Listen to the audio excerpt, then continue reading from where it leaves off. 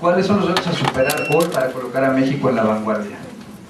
De entrada puede sonar un poco ambigua y muy abierta, pero yo creo que si somos concisos y no nos desenfocamos, vamos a llegar a conclusiones muy interesantes. Lo importante es pensar distinto, pensar que las cosas pueden ser diferentes, que hay que hacer una búsqueda. Ese personaje se llamaba Julio César Madero. Y gracias a él tuve la oportunidad de, con Fundación Telmex, ir a visitar el MIT. Y ahí fue en donde tuve la primera respuesta de qué es vanguardia. Conocimos a mucha gente mexicanos que están en el Media Lab del MIT y les decía, oye, ¿cuál es la diferencia? O sea, ¿por qué en el MIT suceden tantas cosas? ¿Por qué es vanguardia? Nada, no hay ninguna diferencia. La única diferencia es la actitud que tiene la gente. Y llegué a este punto en donde me di cuenta que en México hay un problema con respecto a la vanguardia, que es, estamos muy preocupados por ser de vanguardia, ¿no? Es como cuando estaba el concepto de modernidad, vamos a ser modernos, entonces hacemos un puerto y le ponemos progreso, como se llama progreso, pues ya, ¿no? Progresamos. En realidad el problema no es la definición, el problema es que si nos vamos a la etimología, vanguardia viene de avant-garde, avant, delante de, y garde, que significa mirar o observar.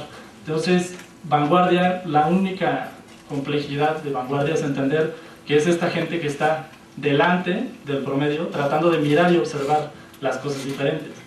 Esto nos lleva a un punto fundamental, que es, para mirar las cosas de una forma distinta, lo primero que tenemos que hacer es cambiar. Primer problema, en México tenemos una fobia al cambio. El cambio, o sea, el cambio tiene como muchos elementos, pero esencialmente el problema del cambio está en que tienes que comenzar a cuestionar las estructuras, tienes que empezar a cuestionar las reglas. Entonces, a ver, si todo funciona bien, ¿no? Y nadie se queja, no le muevas, ¿no? Así estamos bien, no sucede nada, nadie se enoja, todos hacemos que nada sucede y como, ¿para qué estás haciendo tanto ruido? Y ese es el problema. El problema es que estamos estancados en ese estado en donde no hay cuestionamiento, no hay cambio y no hay actitud al respecto. Entonces, vanguardia no es solamente, existen las vanguardias artísticas y no es, hay un libro maravilloso que se llama Vanguardias Artísticas del siglo XX y no habla para nada de tecnología. O sea, en realidad habla de la postura que tenía la gente para, igual con un lienzo, un pincel y un poco de óleo, generar una forma distinta de acercarse a un problema, que en este caso es el arte. Muchas veces la forma de acercarse es por medio de la tecnología, muchas veces la vanguardia está en las políticas públicas, existen muchas formas de acercarse a la vanguardia, ¿no? Como que no es solamente como este enfoque tecnológico. Ahora, ¿qué pasa si transportamos esto al diseño? O en este caso, estamos en un espacio creativo. ¿Qué es lo que se necesita para ser vanguardia? Cambiar, tener un pensamiento de cambio. Y si somos diseñadores, ¿cuáles son las características que necesitamos para precisamente generar un cambio? Bueno, el primero, básico, es dejar de pensar en el pasado. Yo creo que hablando de que el cambio es un estado y una actitud, la juventud de la gente que hace cosas y hace cambios no está en la edad, está precisamente en la forma de plantear problemas, en la forma de analizarlos, y eso es en realidad el problema. Para llegar a vanguardia y para saber cómo afecta esto en el futuro, lo primero que tenemos que hacer es pensar en el futuro.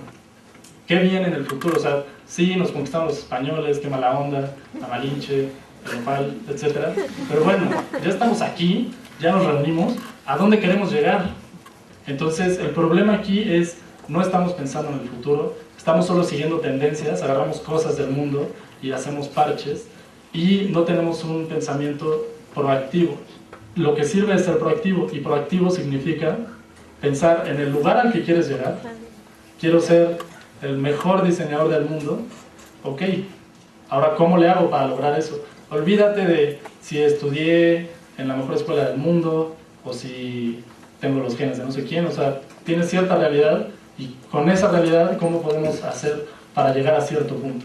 Así que lo importante de esto, que es lo que me parece fundamental, es un cambio de actitud, que trate de pensar en el futuro y que piense o que tenga claro que la forma de lograrlo es con un pensamiento joven, renovado, y para eso me gustaría utilizar esta frase que dice: la nuestra es una generación del cambio constante, de la caída de los sistemas, la volatilidad de las estructuras y el caos como expresión extra de las preferencias. Es también la generación de la imaginación y las realizaciones consideradas imposibles.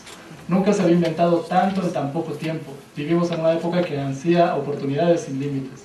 Para quienes interpreten las señales de los tiempos y busquen campos para construir su propio contexto, lo que ocurre en el tiempo justo es bueno. En edad, muy viejo. En actitud, lo más joven que he escuchado de hace 2400 años. El siglo XXI no es de respuestas todavía. La arquitectura es uno de los grandes homenajes al talento mexicano y a la creatividad mexicana. El principio del siglo XX fue un momento muy curioso. El principio del siglo XX, hace apenas 100 años, nada más el 10% de la población del mundo vivía en ciudades. Para el año 2000, el 50% ya vive en ciudades. Y para dentro de 25 años la cosa va a estar muy dura, menos de 25 años. En 2025, más de 5.000 millones de habitantes van a vivir en esta cosa genial, monstruosa, este megaorganismo que se llama megaciudad. Ya no se llaman ciudades, ya se llaman megaciudades. Ahorita lo estamos sufriendo porque no las entendemos. Entonces tenemos que ser innovadores para entenderlas y tenemos que ser innovadores para resolver los problemas que de alguna manera se tienen que resolver a fuerza. Bueno, el diseño industrial es un factor de cambio en la generación de objetos de la innovación en las ciudades. No vamos a poder salir de este caos. Nos quedan dos cosas: rebozo y pañuelo para llorar, o soluciones de innovación, de diseño industrial para salir de este asunto. La imaginación es mucho más importante que el conocimiento. Entonces, eso no lo dijo un tonto, lo dijo uno de los cerebros más importantes, que Time le dijo que es el cerebro más importante del siglo XX, Albert Einstein. ¿Por qué? Porque tenemos ahora que entender la creática, porque tenemos que entender la innovación, porque tenemos que domar la creatividad por medio de la innovación. Entonces lo que estamos haciendo entonces es organizar de una manera inteligente a partir del siglo XXI el concepto de la sociedad de la información y el conocimiento. Y tenemos una herramienta. Esa herramienta es una pequeña herramienta, pero es una herramienta democrática que está cambiando las sociedades. Quiere decir que estamos entrando en un proceso colaborativo que jamás habíamos imaginado. Todos somos parte de eso, todos podemos ser parte de eso y todos debemos de ser parte de eso. El diseño industrial es un conjunto, es un milagro, es una oportunidad, es un instante perfecto de pocas cosas. ¿Cuáles? La estética perfecta, las necesidades sociales, en este caso particular la ciudad, hay que enfocarla, y evidentemente la tecnología que está predominando. Si se unen esas tres cosas en forma perfecta, se llega al objeto de diseño industrial prevalente. Si no, pasa. Gracias al jalón de la materia y el descubrimiento y la administración de la energía, se dio la revolución industrial. Y la revolución industrial empezó a crear las primeras urbes, las primeras ciudades. Aunque la primera ciudad de más de 1 millón de habitantes es China. Y las ciudades, la revolución industrial transforma radicalmente el concepto de ciudad. Y luego viene la sociedad de la información y la red del conocimiento, y se empiezan a hacer lo que ahora estamos llamando megaciudades. Entonces, una de las cosas importantes es que vamos a crear productos totalmente nuevos. Y para eso necesitamos educar la creatividad. Y para educar la creatividad necesitamos innovación. Fácil. Se dice fácil, hay que hacerlo. Evidentemente, el diseño tenemos que rediseñar todo. Se va, según algunos futurólogos, a rediseñar el 70% de los objetos. Por su obsolescencia, porque no sirven, porque no los debemos de usar. Tenemos y somos esclavos del automóvil, alguien lo dijo ya anteriormente. La Ciudad de México vive esclava del automóvil. Tenemos que matarlo de alguna manera, tenemos que cambiarlo de alguna manera. Esta es la propuesta: crear una conciencia del diseñador industrial en los procesos de megaurbanización, facilitar las metodologías de innovación para formalizar la creatividad, crear un nuevo profesionista innovador que cubra las necesidades de las nuevas redes urbanas, sobre todo las megaciudades, y un modelo de innovación como una respuesta acelerada al cambio de diseño industrial.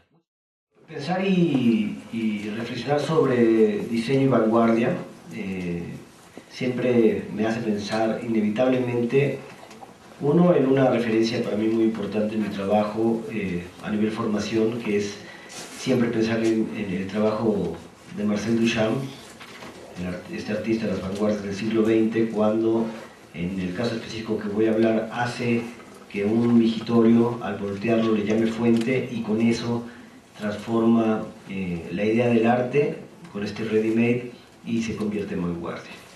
Yo pienso y regreso a Marcel Duchamp, en vez de irnos a la arquitectura, que es nuestro campo, como un elemento que quiera concursar en Guinness, sigo y vuelvo a pensar por qué Duchamp pudo voltear un migitorio y convertirlo en fuente, y con eso generó vanguardia conceptual, vanguardia de pensamiento. Hoy día América Latina tiene punta de lanza en la vanguardia arquitectónica porque está resolviendo cosas desde una perspectiva distinta. Este es el ejemplo de un proyecto que hicimos en Exteresa, que era un piso en el suelo.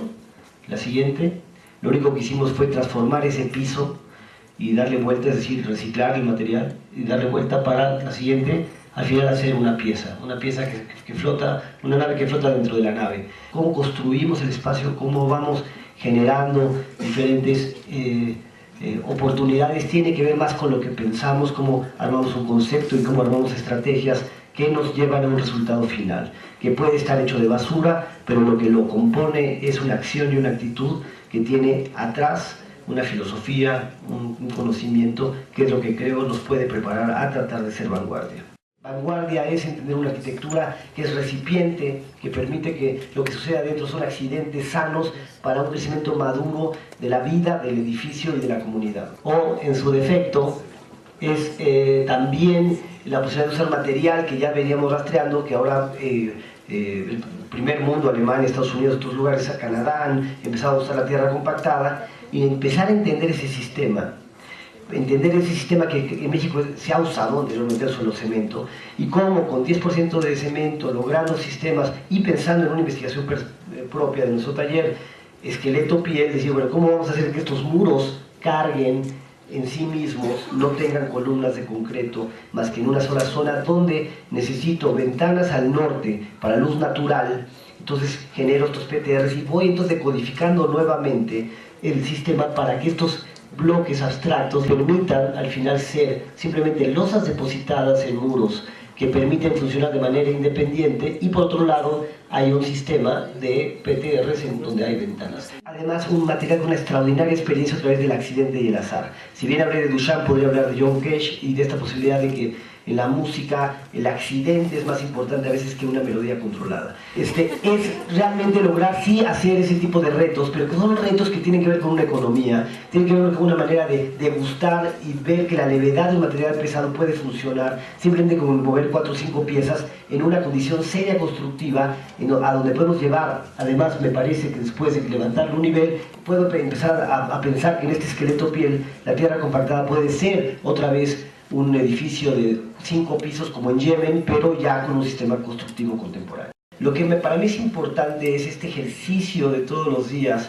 donde tratamos de usar materiales que estén en un costo, que logremos hacer una obra arquitectónica que permita ser recipiente, que permita que la fuerza social que pase en su interior suceda, que envejezca sanamente esta arquitectura, y todo ese tipo de conceptos que hacen que la arquitectura no se vuelva este elemento de lujo, sino un elemento abierto que además se hermane de mejor manera con las redes sociales, con la democratización que nos ha permitido el Internet. Lo importante es que entonces la condición matérica de los materiales que podemos usar, el reconocimiento con la naturaleza, el reconocimiento con hacer esta armonía con el medio ambiente, con una responsabilidad arquitectónica hacia cada una de las cosas que hacemos, solo lo podríamos hacer no entendiendo la arquitectura en abstracto, sino cargarnos de filosofía, cargarnos de conocimiento y sobre todo de una profunda ética para responder de una manera distinta.